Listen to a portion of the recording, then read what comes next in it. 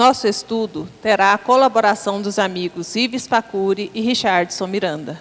Boa noite, com a palavra, os facilitadores.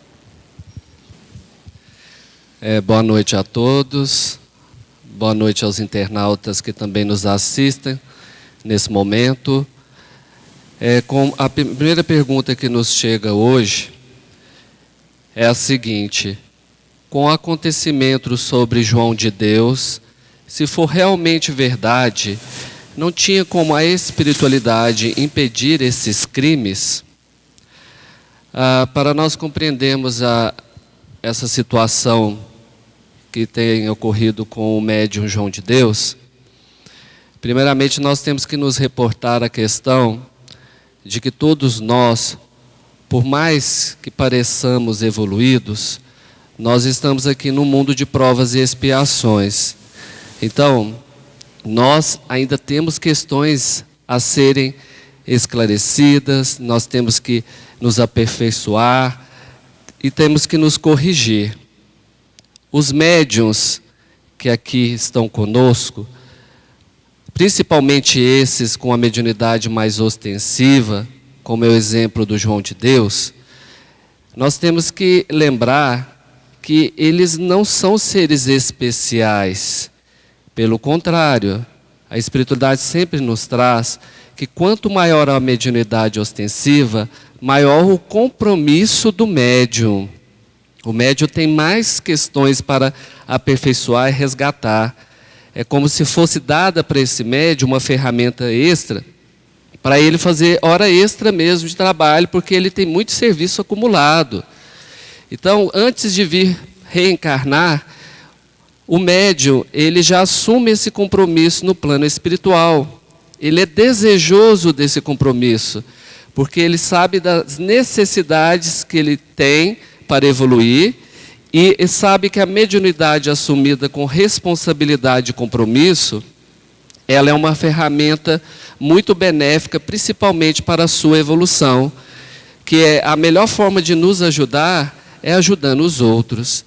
Então nós temos exemplo aí do companheiro João de Deus, que vem dotado de uma mediunidade de cura muito grande.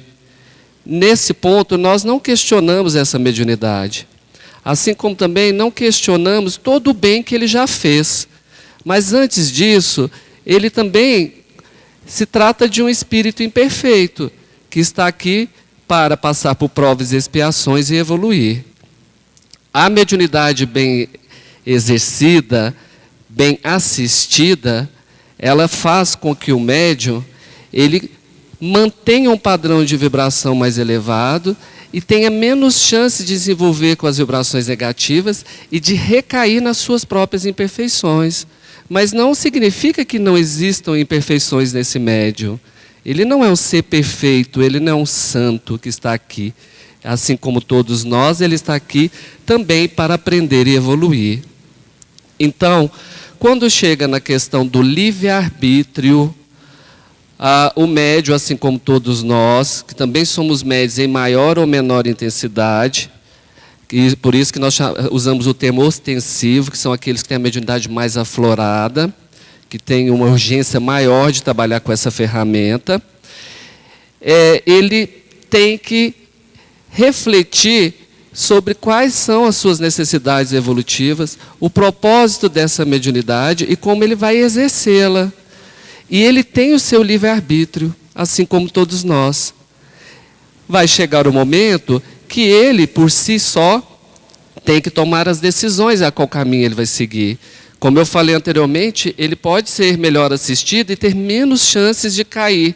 Mas chegando o momento que ele deseja fazer algo, a espiritualidade ela não pode intervir. Os benfeitores espirituais, os nossos espíritos protetores ou guias espirituais, seja qual o nome que nós damos a eles, eles não podem fazer por nós. Eles não podem interferir nas nossas decisões, porque senão assim eles estariam tirando o mérito do nosso aprendizado. Por mais que eles tentem intuir, orientar e direcionar, nos alertar para os possíveis erros que nós podemos cometer, chega um momento que cabe ao nosso livre-arbítrio, assim como aconteceu com João de Deus. E infelizmente pelas suas imperfeições, ele pode sim ter incorrido nesses erros, que cabe à justiça do homem agora investigar e condená-lo, se assim for do mérito. Então ele vai passar aí pela justiça dos homens. E no que diz ao tocante da justiça espiritual, o bem que ele fez até o momento antes dele incorrer nos erros, isso fica como mérito para ele. Mas a partir dali também que o indivíduo toma a decisão de seguir um caminho que é incompatível com os propósitos dos espíritos de luz, esses se afastam, esses vão abandonar aquela tarefa, porque se eles assim ficarem, eles estarão sendo coniventes com os atos que aquele indivíduo está cometendo. E aí, pelo grau de evolução que eles estão, isso é totalmente contraditório. Então o João de Deus, a partir do momento que ele usou seu livre-arbítrio, incorreu em erros e foi para o caminho do mal, a espiritualidade de luz se afastou dele? Sim. Principalmente no exercício da mediunidade. Não tem como utilizar uma ferramenta que está suja, que está contaminada. Mas então ele vai ficar sozinho, até quando a espiritualidade precisava dele, ela ficou, e agora que ele errou, ela vai desassisti-lo? Não. Ela vai passar a assisti-lo de uma outra forma, amparando, intuindo e principalmente inspirando a ele para que ele assuma os seus erros, que ele possa resgatá-los, que ele possa ressarci-los de alguma forma e que ele possa aprender com eles e evoluir. Mas utilizá-lo como ferramenta para a cura, para a ajuda aos que sofrem, a espiritualidade com certeza ela não fará, porque como eu disse, a ferramenta está contaminada. E agora essa ferramenta ela precisa de uma outra assistência. Será que ela precisa mais agora de ser ajudada do que ela pode ajudar alguém? Então nós temos que fazer essa reflexão. Nós também não podemos desacreditar e enterrar todo o bem que foi feito até aquele momento. Mas também não podemos ocultar o erro em detrimento do possível bem que foi feito. Boa noite. Todos sabemos que um código é uma escrita própria com o objetivo de não ser entendido por todos, para se camuflar uma mensagem, uma ideia, etc. Assim sendo, por que é dito na linguagem espírita que Allan Kardec codificou o Evangelho? Não seria exatamente o contrário? Ele o explicou à luz do Espiritismo? Bom, a pergunta aqui traz alguma confusão conceitual, porque código não tem nada a ver com codificação. Codificação, se a gente for lá no dicionário, se a gente for ver o significado da palavra codificação, é organização. Então não tem nada a ver com código. O que Allan Kardec fez foi um trabalho de compilação, ou seja, ele reuniu ensinamentos provenientes de várias regiões do mundo, principalmente da Europa, ensinamentos esses que, para passarem pelo crivo da razão, precisaram desse controle universal dos ensinos espíritas, que é basicamente diferentes regiões emitindo os mesmos ensinamentos para demonstrarem, para provarem que aquilo vem de uma essência verdadeira, vamos dizer assim. Então, Allan Kardec fez esse trabalho de reunião de todos esses ensinamentos, que foi um trabalho de compilação. O trabalho de codificação veio a posteriori, em que ele organizou todo esse conhecimento compilado e resultou nas 5 obras básicas. Começar pelo Livro dos Espíritos, o Livro dos Médiuns, o Evangelho segundo o Espiritismo, o Céu, o Inferno e a Gênese. Tem também outros livros, como o que é o Espiritismo, a Revista Espírita, Viagem Espírita em 1867, o Espiritismo em sua expressão mais simples, e alguns livros, como, por exemplo, A Obsessão e Obras Póstumas, que foram livros publicados a posteriori.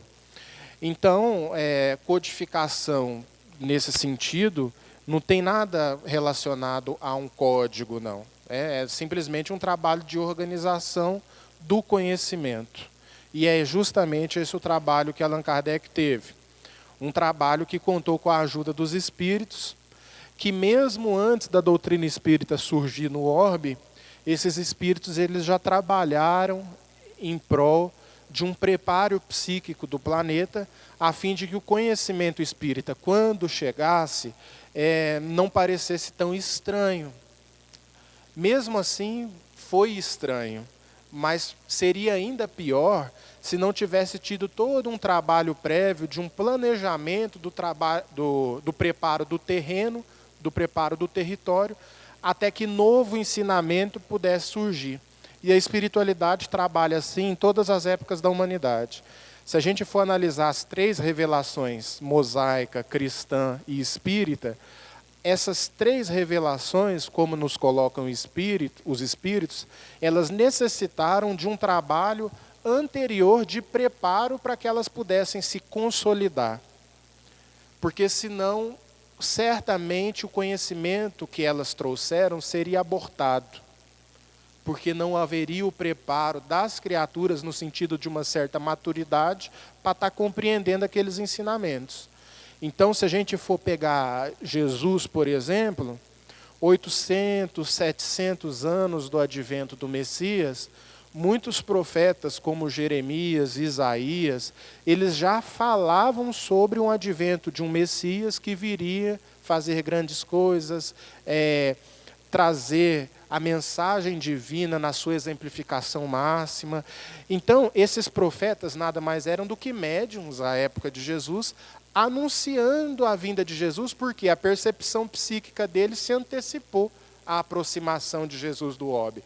Porque a aproximação de Jesus no orbe demorou muito tempo para que o seu organismo espiritual pudesse se ajustar a fim de que ele pudesse encarnar na matéria. Porque não é um processo tão simples quando um espírito muito superior, como da categoria de Jesus, precisa reencarnar ou precisa encarnar, como foi o caso de Jesus. Porque quanto mais o espírito evolui, mais ele perde matéria. Logo, para que ele possa reencarnar, ele precisa se preencher de matéria. Então, quanto mais matéria ele tiver perdido em função da sua evolução, mais dificuldade ele vai ter de reencarnar. Porque vai ser como se fosse um trabalho contrário que ele vai ter que fazer, não de involução, no sentido de uma piora moral, mas no sentido de adaptação para que ele possa se manifestar num mundo tão grosseiro como o nosso. Então isso acontece muito. Nós, para a gente reencarnar, o nosso perispírito ele precisa de uma adaptação, para que a gente possa adentrar o útero materno, né, através das vias biológicas. O nosso corpo perispiritual ele precisa de todo um processo de ajuste. E é um ajuste complexo. Agora vocês imaginam a complexidade do ajuste de Jesus para adentrar um corpo físico. É quase que nós, na condição de seres humanos, fôssemos adentrar o corpo de um macaco. Só para a gente poder tá tendo uma ideia, é claro que o exemplo aqui é um tanto quanto grosseiro, mas é para que a gente possa despertar para a complexidade do processo de adaptação que esses espíritos têm para poder se manifestar no orbe.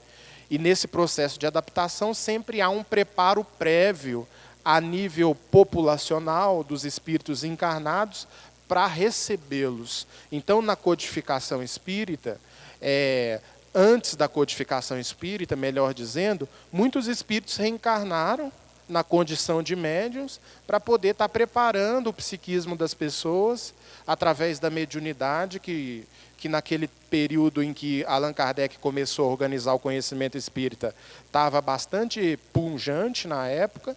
Então esses aí já foram os espíritos que vieram fazer esse preparo prévio, tá?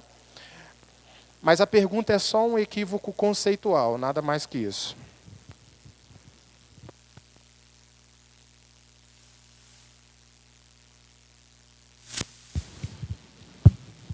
como a espiritualidade explica a esquizofrenia e as doenças mentais graves. Primeiro, para nós entendermos não só as doenças mentais, mas as doenças que afetam todo o nosso corpo físico, nós temos que sempre fazer essa diferenciação. Nós temos doenças que, elas sim, elas já vêm no perispírito, que são máculas que esse espírito carrega de desvios em reencarnações passadas. Essas máculas, essas deteriorações que ficam registradas no perispírito, quando esse indivíduo vai reencarnar, quando vai ser formado um novo corpo físico ao entorno desse espírito reencarnante, naquele local onde existe aquela mácula, aquela deterioração, a parte biológica, quando vai ser formada, ela vai seguir aquele registro e ela vai apresentar aquelas deformações. Então, esse espírito reencarna e no corpo biológico dele vão surgir essas imperfeições, as más constituições que vão resultar no mau funcionamento deste corpo biológico dele aqui, que nós ali denominaremos como doenças das mais diferentes espécies. E é interessante que, ao observarmos quando se tratam dessas doenças que vêm, né, através da reencarnação, que elas levam a esse espírito reencarnado a passar por alguns processos de resgate e aprendizado que tem muita relação com o desvio que ele cometeu na reencarnação passada. Então, é como se fosse um ajuste, uma correção. Agora, nós temos que ressaltar que quem definiu isso foi o próprio espírito reencarnante. Não é nenhum tipo de castigo, né, que está sendo imposto ali para este espírito. É simplesmente causa e consequência. Se ele teve um desvio, se isso causou algum prejuízo, principalmente a si próprio, isso fica registrado no perispírito. Porque tudo que nós causamos neste corpo físico vai também afetar o perispírito, que é o corpo desse espírito que está aqui dentro. Esta veste carnal, ela é temporária. E para nós repararmos, reconstituirmos a parte perispiritual, nada melhor do que através de uma nova reencarnação e através da constituição de um novo corpo biológico, que segue à risca o corpo perispiritual. E que, como eu disse, se lá tem essa deficiência, esta será assim apresentada no corpo físico. E terá grande relação com as dificuldades que esse indivíduo encontrará aqui, quando estiver na sua vida. E que serão as provas e expiações a qual ele passará e que o permitirá, então, a aprender, a se aperfeiçoar e a evoluir. Então, quando falamos das doenças psiquiátricas, uma boa parte delas tem esta explicação. Outra parte das doenças, não só as psiquiátricas, mas outras que afetam o corpo físico, nós também não podemos criar o hábito de dizer que tudo tem a ver com algum desvio ou algo que fizemos na reencarnação passada. Nós temos que lembrar que nesta própria reencarnação, nós estamos tomando decisões que podem incorrer em prejuízos para este corpo físico aqui mesmo. Então, isso pode gerar mau funcionamento, como aqui está perguntando da parte mental. Isso pode levar a um mau funcionamento da parte biológica mental. Então, já é algo que nós estamos causando, gerando nesta própria reencarnação. Tem essa outra explicação. A outra, que aí é de parte espiritual, já são das nossas sintonias espirituais, principalmente se tratando da questão mental, que nós podemos, muito aí, com certeza, quando se trata de mediunidade, principalmente, sofrermos influências espirituais, através das conexões mentais que estabelecemos através de uma mediunidade. Sejam com espíritos desencarnados ou até com espíritos encarnados. Porque também nós temos esse hábito de ficar delegando tudo para o plano espiritual. E esquecemos que aqui, encarnado com encarnado, possui também uma grande ação e uma grande influência. Nós continuamente estamos influenciando uns aos outros. E além disso, ainda temos a parte espiritual, os nossos vínculos, as nossas associações mentais, que isso sim podem repercutir num mau funcionamento do nosso corpo físico, numa sobrecarga da nossa mente, da nossa parte psíquica, e levar a essas desordens psíquicas, mentais aí, que estão assolando tanto a humanidade agora no presente.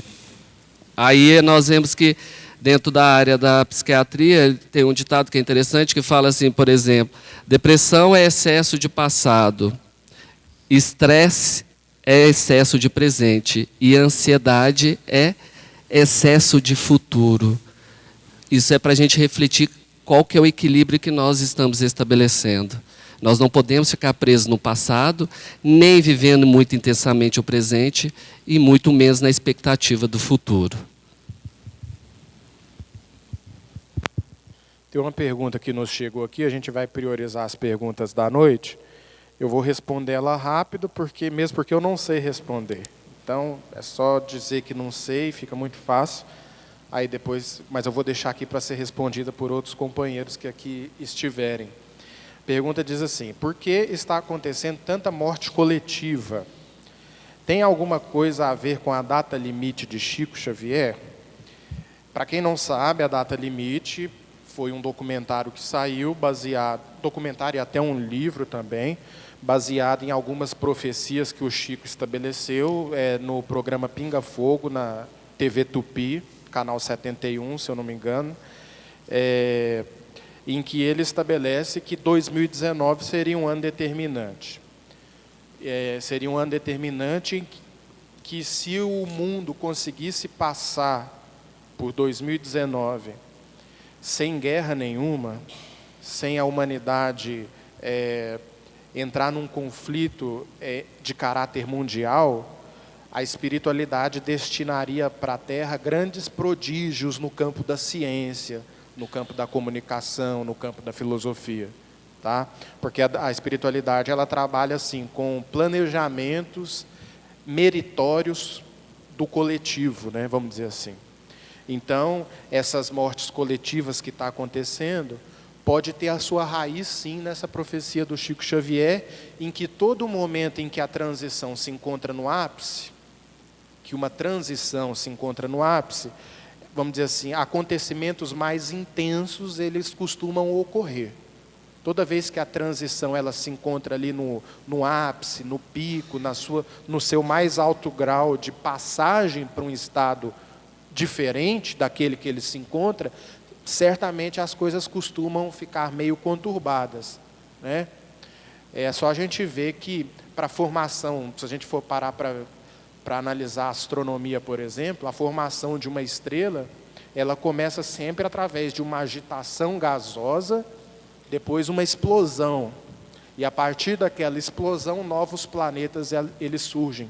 Quer dizer, o novo sempre surge através de uma agitação, de uma conturbação. Então, o que o Chico diz é o seguinte: se a gente passar por essa conturbação bem, a gente vai certamente colher os frutos do nosso mérito em ter, vamos dizer assim, maneirado, em ter controlado o nosso egoísmo nesse momento determinante para a humanidade. Então, essas mortes coletivas nada mais é do que resgates desse último momento, que muitas vezes espíritos comprometidos coletivamente com fatores kármicos atrelados às suas existências passadas, solicitam determinadas experiências como essa, a fim de que o processo da sua reparação perante as leis divinas possam ser, de certa forma, acelerados, possam ser cumpridos. Então, grandes coletividades de espíritos passando por catástrofes, como a gente vê que está ocorrendo, nada mais são do que mecanismos que a espiritualidade se utiliza de depuração da população de uma maneira mais mais rápida, vamos dizer assim. O que não isenta a irresponsabilidade humana, isso é bom que se diga. Porque a gente não pode ficar falando aqui que tudo está predeterminado em função da necessidade de aperfeiçoamento do espírito, mas desprezando a responsabilidade daqueles que foram causadores daquilo. Porque Jesus mesmo nos disse o seguinte, que o escândalo seria necessário, mas os intermediários do escândalo, que seria, no caso, aquele que abriu margem para más influenciações, esse seria, sim, responsabilizado. Então, uma coisa não isenta a outra. Por mais que esses espíritos eles possam se aproveitar num sentido espiritual desses acontecimentos, os responsáveis por isso assumem grandes compromissos espirituais, da qual um dia eles vão ter que reparar, principalmente pela negligência, principalmente pelo egoísmo, principalmente pela ganância e pela ambição que tem marcado muitos corações ainda. Então essa seria a nossa resposta, condensada. Se quiser acrescentar alguma coisa, Richardson. É só fazendo um complemento, porque tem chegado muitas perguntas quanto principalmente ao esse desastre que aconteceu em Brumadinho, o que a espiritualidade tem nos alertado. O Ives respondeu muito bem quanto à questão dos desencarnes coletivos. Mas nessa situação em particular, o que a espiritualidade tem nos apontado, assim como em algumas outras, porque quando morrem muitas pessoas, nós também não podemos ficar classificando tudo. Sempre quando morrem muitas pessoas, foi desencarne coletivo, tadinho, eles lá tinham combinado no plano espiritual de vir aqui, chegar um momento, morrer todo mundo junto. Tem situações que são assim, mas nem todas. Brumadinho, por exemplo, a espiritualidade ela está colocando muito claramente que não se trata de um desencarne coletivo, mas sim de um assassinato. Porque aquilo lá foi gerado por causa da imprudência, da ganância dos homens, que colocaram em risco diversas vidas e levaram à morte, ao desencarne precoce, essas diversas vidas, que nós vimos aí que vão passar de 400 pessoas. Então, nessa situação, esses indivíduos que por ganância, apego à matéria e esses desvios, causaram por imperícia, imprudência, o desencarne de todas essas pessoas, eles vão ter um resgate, assim como os assassinos. Porque levaram à morte precoce do outro. E boa parte daqueles espíritos que estavam ali, as programações kármicas deles, elas tinham diferentes direções, diferentes propósitos. Então, é interessante nós observarmos. Aí, nessa situação, é uma imprudência do homem que gerou uma barragem, que não zelou, que não cuidou, e colocou seus irmãos em risco, ela rompeu e matou vários. Agora, outra questão que a espiritualidade nos trouxe foi, por exemplo, há uns anos atrás, que aconteceu, se não me engano, na Serra de Petrópolis, naquelas regiões serranas do Rio, vocês lembram que houve um desmoronamento, que várias casas foram soterradas, levadas. Ali a espiritualidade fala que não foi desencarne coletivo. Ali foi um suicídio inconsciente, ou às vezes até consciente, porque aqueles indivíduos ali construíram casas em regiões perigosas, que tiveram várias vezes intervenções lá, como registro da própria Defesa Civil, de alertas, e eles não saíram de lá. Lógico, nós não estamos aqui para julgar, mas com a alegação de que não tinham para onde ir, que ali era a casa deles, mas naquele momento também eles estavam colocando a matéria acima da própria vida, não foi? Então, se eu também vou lá, seja quais sejam as razões, construo uma casa no local de risco, sou avisado, há tentativas de me retirar de lá, e eu permaneço tendo consciência disso, e acontece aí uma catástrofe ambiental, atmosférica, e há um deslizamento, e vários de nós morremos e nós estávamos ali, não é um descarne coletivo, não é verdade? Ali é uma imprudência também, uma negligência da minha parte. Então, a espiritualidade tem usado esses exemplos para nos alertar para que nós possamos compreender quando realmente se trata de desencarnes coletivos e quando não. Aí tem o caso dos meninos lá da Boate Kiss, que morreram asfixiados. Lá, a espiritualidade já nos traz que tem uma associação de fatores. Parte foi por imprudência de alguns, e parte dos que morreram eram desencarnes coletivos. Falaram até que eram espíritos da época das câmaras de gás nos campos de concentração da Alemanha, na época do nazismo. Entenderam? Então, a gente tem que refletir sobre isso, para não ficar sempre empacotando, né? Colocando tudo como se fosse a mesma coisa. Mas não. Nós temos que avaliar de onde que vem essas responsabilidades. Tem uma outra aqui que eu achei interessante, que diz assim: gostaria de saber se o espírito experimenta sensações que o corpo tem, e como, se não tem órgãos e sentidos. Isso aqui eu recomendo a leitura lá no Livro dos Espíritos, o ensaio teórico sobre as sensações dos espíritos, que diz que realmente o espírito ele não tem essas sensações como nós compreendemos. Porém, isso é relativo em função de um maior ou menor grau de apego dos espíritos à matéria. Porque dependendo do apego que a gente estabelece com a matéria, com as nossas sensações do corpo físico, essas sensações elas ficam mais difíceis de um momento imediato após o desencarne, elas se desimpregnarem do nosso psiquismo.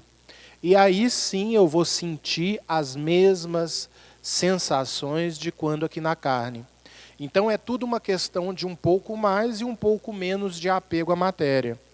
Então, por exemplo, a espiritualidade em algumas obras, elas nos falam o seguinte, que aqueles espíritos, por exemplo, muito fixados no corpo físico, que fazem academia de modo excessivo, não é uma academia assim que gera bem-estar. Todo mundo deveria fazer alguma atividade física, não é disso que a gente está falando. Mas é como a pessoa que fica fixado no próprio corpo, ela encontra problemas quando ela desencarna. Porque o seu aparelho psíquico está totalmente ali impregnado daquelas sensações, o que vai dificultar o desencarne. E assim é com a alimentação, com a sexualidade, com tudo. Quanto mais apego a gente tiver num sentido das nossas atividades mentais, elas ficarem presas a determinados fatores que correspondem à vida material, mais a vida espiritual vai nos ser difícil. Mais vai ser difícil nós nos adaptarmos à vida espiritual. Porque eu pensava assim até pouco tempo. De todo jeito eu vou ter que reencarnar. Porque na minha pré-adolescência, eu já tinha contato com o conhecimento espírita, eu falei assim, nossa, eu quero fazer de tudo nessa existência para mim não reencarnar mais, Richards. Porque voltar para o mundo é muito difícil, né? Só que, no fundo, isso era egoísmo da minha parte, né? Se a gente for vasculhar a motivação, era egoísmo. E segundo ponto, para a gente não voltar mais, meu Deus do céu, a gente tem que evoluir bastante, viu? Porque nós só não reencarnaremos quando todos os fatores de aprendizados correspondentes a essa experiência forem esgotados. Ou seja, está longe de acontecer. Aí eu me convenci disso e comecei a pensar outra coisa. Já que eu vou ter que reencarnar de todo jeito, então pelo menos eu quero ficar uns 500 anos no mundo espiritual lá, antes de reencarnar. Sabe por quê? Porque aí dá tempo da humanidade evoluir. E quando eu voltar para cá, está todo mundo evoluído. Olha que interessante. Eu vou voltar numa humanidade mais preparada. Então, se eu puder ficar 1000 anos, se eu puder ficar 2000 anos no mundo espiritual antes de reencarnar, vai ser bacana. Só que o que determina um maior ou menor tempo de estadia nossa no mundo espiritual? A questão do maior ou menor conforto que a vida espiritual poderá nos oferecer. E eu explico como. Às vezes a gente chega no mundo espiritual tão apegado à matéria que a vida espiritual nos é desinteressante. Ou seja, os nossos maus hábitos que a gente arrasta para lá, nós não deixaremos de desejar reproduzi-los. Não deixaremos. como não será possível, a vida poderá ser no desagradável lá. No livro Nosso Lar, que inclusive a gente vai estudar daqui a pouco, dentro do tema que a gente vai fazer a palestra, tem um caso que tinha uma parente de Lísia, se eu não me engano, que tinha desencarnado, estava em Nosso Lar, só que ela estava desesperada em Nosso Lar, porque ela não estava se sentindo confortável, mesmo naquela região boa. Porque ela tinha deixado o noivo aqui na Terra, e ela estava doida para saber como é que o noivo estava, ela estava desesperada pelo afastamento do noivo. E qual que foi a conversa dos benfeitores espirituais acerca daquele caso específico? A nossa irmã vai ter que reencarnar. A nossa irmã vai ter que reencarnar.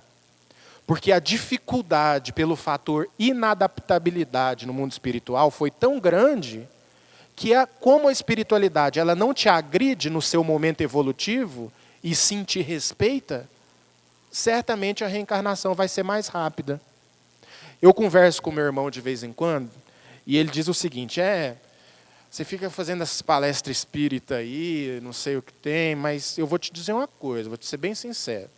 Se no mundo espiritual não tiver um rock and roll para me escutar e não tiver uma churrascada que eu possa curtir vez ou outra, eu não quero saber de mundo espiritual, não. Aí eu falei assim, não, mas vai ter isso para você.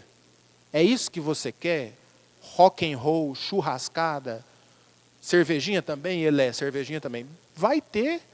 Não se preocupa com isso, porque a espiritualidade vai respeitar você no seu momento. Só que é o seguinte, em que região você estará curtindo esse tipo de sensações muito próprias do nosso mundo? Porque a gente precisa se conscientizar que antes de ser corpo, a gente é espírito. Então, quanto mais ações que nos aproxime do fator espiritual correspondente à nossa essência real, mais nós estamos nos adaptando e desenvolvendo fatores para essa adaptação na nossa verdadeira vida. Então, quando você diz aqui que se o espírito ele sente as sensações do corpo, o espírito em essência não. Mas o espírito apegado, sim. E uma outra informação que a sua pergunta traz é que o espírito não tem órgãos. Tem órgãos, sim. O corpo perispiritual ele não é vazio por dentro. Se a gente for recorrer à codificação no Livro dos Espíritos, lá está contido a informação de que o corpo perispiritual é um corpo semimaterial. Ou seja, ele ainda tem um pouco de matéria. É um corpo quintessenciado. É um corpo semimaterial, um corpo luminoso. Mas ele não deixa de ter um fator matéria, ainda que seja uma matéria muito mais sutil, porque a gente sabe que os estados da matéria eles são os mais variados, né? A ciência conhece só 5 estados da matéria. 4, na verdade. O 5º já é uma especulação em cima desses 4, né? Que é o estado gasoso, o estado líquido, o estado sólido e o plasmático, né? Mas esse plasmático ele já é uma especulação teórica. Então, esses 4 estados da matéria são os conhecidos, né? Pela ciência convencional. Mas quem diz que a ciência convencional tem instrumentais para perceber outros estados que fujam a esses conhecidos?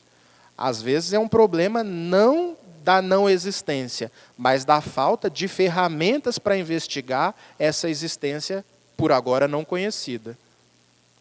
Então, o corpo perispiritual ele tem órgãos. Aqui, só para a gente encerrar, o André Luiz, quando ele desencarna, ele traz umas informações muito interessantes, quando ele está ali na região umbralina, que ele diz o seguinte,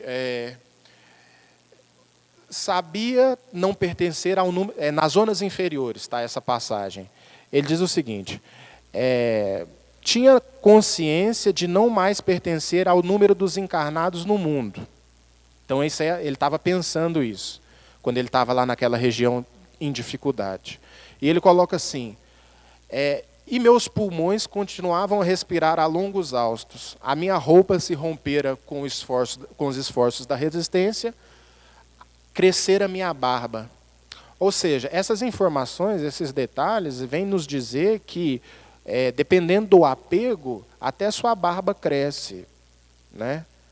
Você continua a sentir sensações muito parecidas com aqui. E como ele estava lá no plano espiritual um plano espiritual inferior, essas sensações eram muito presentes. Ele sentia fome, ele sentia frio, ele sentia calor, ele sentia cansaço. Então isso é muito natural de ser sentido, mas o espírito, em essência, não sente nada disso. É tudo relativo ao apego à vida material de cada um de nós.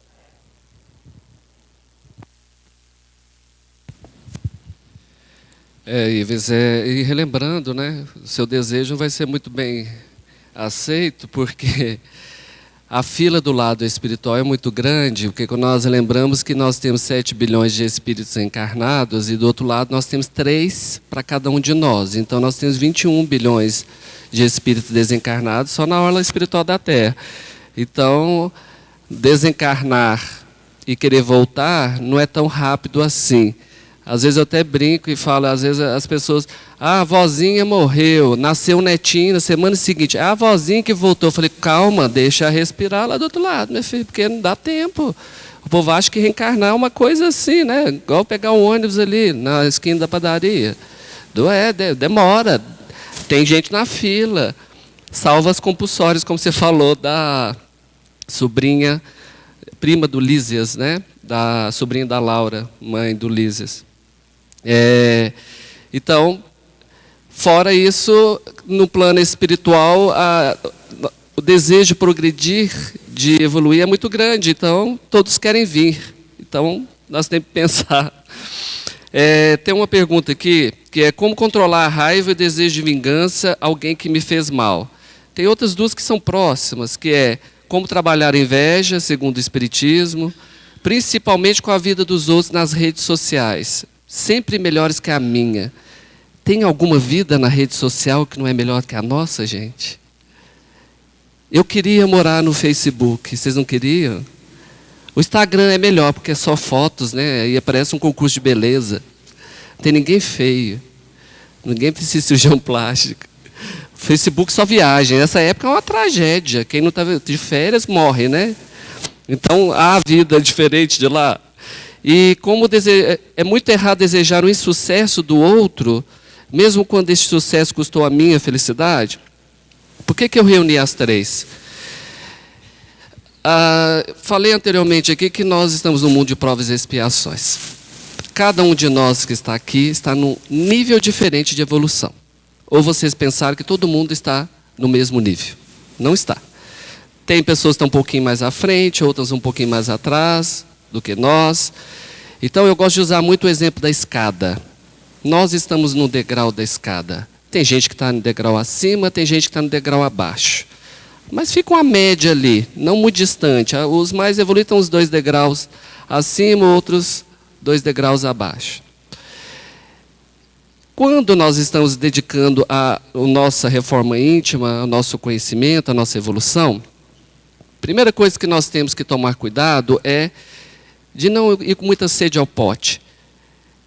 Às vezes nós observamos as pessoas falarem assim, eu tenho esse defeito e eu não consigo mudar ele.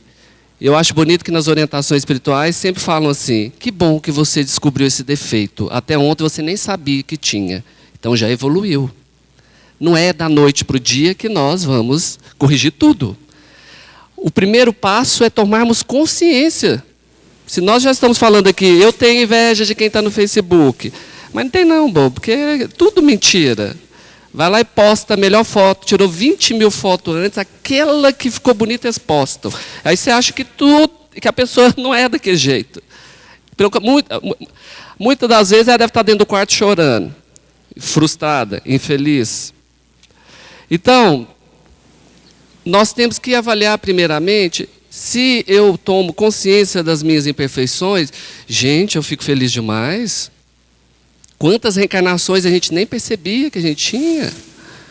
Quantas imperfeições que a gente nem sabe que tem? Ou você está achando que é só isso? Não é não, desculpa, viu? Tem muito mais. Então, se você já tomou consciência, acolha com carinho. Comece a olhar para essas imperfeições. Se eu tenho inveja, né?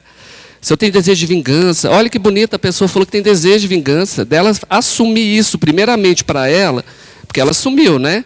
E depois mandou a perguntinha, assumindo para nós todos. Isso aqui é uma coisa muito louvável, porque nós temos a síndrome do santo. Eu não tenho raiva de ninguém, eu não desejo mal para ninguém, eu não tenho inveja para ninguém. Tem, sim, muito. Essa pessoa, pelo menos, ela está assumindo isso. Então, pelo que parece, você está reconhecendo as suas imperfeições. Acolha elas. Se ame. Dê tempo para você. Cada dia é um passo. Um grande passo já foi dado, que é conhecer. E nós vamos melhorando. Não tenha pretensão. Aí é às vezes outro defeito, né, de quem perguntou, porque nós não temos isso aqui, só de quem perguntou, que é a vaidade, orgulho, da gente achar que nessa encarnação eu vou corrigir isso tudo. Não vai. Se você chegar no final dela com 50% do caminho corrido, fique feliz. Mas já é um grande passo, tá? Então nós temos que pensar assim, estou nesse degrau, estou reconhecendo a minha situação nesse degrau de evolução. Então aí quando a gente passa a entender, a conhecer o problema, é o primeiro passo para nós podermos agir, para a gente saber o que precisa de mudar, o que precisa de direcionar. E quanto ao outro, se eu estou um pouquinho mais atrasado, é esperado que eu vou ter um pouquinho de inveja de quem está um pouquinho acima. Mas esse que está um pouquinho acima, ele é tão bondoso que ele não vai se sentir mal por isso, ele vai me acolher.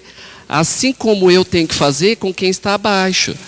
O outro está feliz por causa da minha felicidade, viu? Ganhou meu lugar lá no local de trabalho, me passou a perna e ganhou a promoção. Ele é imperfeito, então ele está no degrau abaixo de você. Esse mal é dele, não é seu. Não traga para você o que não é seu. Nós temos muito esse hábito de trazer o mal do outro para a gente, de se apropriar disso. Então, o outro está feliz por causa da minha infelicidade? Não. Se esta felicidade dele ela foi construída sobre a areia, muito em breve ela vai ruir. Se a minha felicidade foi postergada porque o outro foi injusto, me passou a perna, eu não preciso de guardar isso no meu coração. Eu entrego todas as minhas dores e as minhas dúvidas nas mãos do Cristo, que é meu maior guia, é meu juiz e é meu mestre. E tudo que for bom na minha vida ele proverá. Só um comentário aqui, porque essa questão de rede social é interessante. E há um tempo atrás agora, só para contar aqui uma experiência, eu demoro demais, só porque você falou que a pessoa só posta feliz, né, na rede social, ninguém se coloca lá, posta uma foto no banheiro vomitando, né, a gente só coloca coisa feliz. Só que tem uma experiência minha até, que eu estava lá já há um tempo, porque agora eu não troco foto de jeito nenhum, feiura danada, e do perfil, né? Aí eu estava escolhendo lá, gente, só foto feia, mas eu sou feio, você assuma assim, a consciência falando para você, posta como você é, eu não, tem que postar de um jeito diferente. Ou seja, a ilusão de você colocar uma coisa que não corresponde, né? Na cabeça de todos nós. Aí eu fui e achei uma foto lá, eu tinha uns 20 anos de idade, então eu era até melhorzinho. Aí eu peguei, coloquei, qual foi o primeiro comentário? Essa foto não vale, você tinha 20 anos de idade. Coloca uma foto atual. Aí aí acabou a graça, me desmoralizou inteiro.